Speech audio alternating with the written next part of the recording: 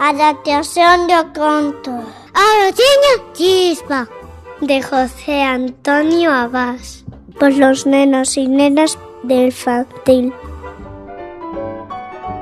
Había una vez un ociño que se llamaba Chispa.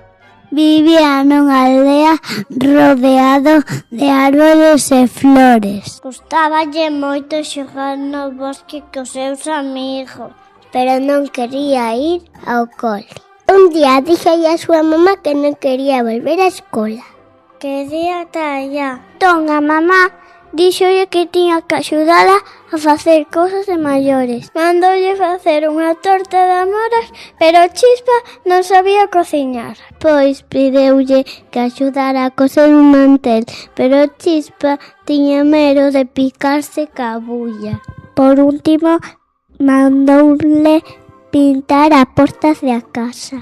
Pero para Chispa a brocha era moi grande e o bote de pintura pesaba moito. Por eso triste e digo, isto non é para mí.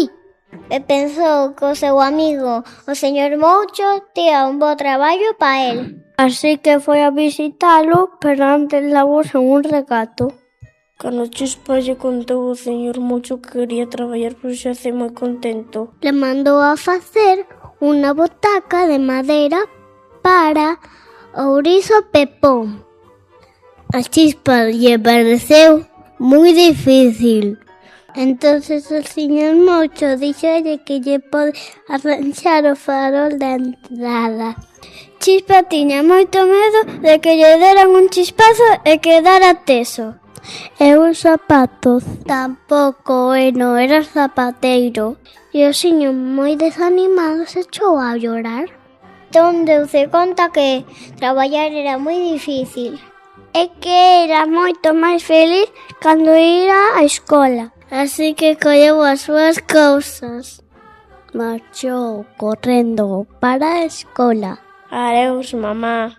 Adeus, señor Moucho. Ociño moi contento correndo vai.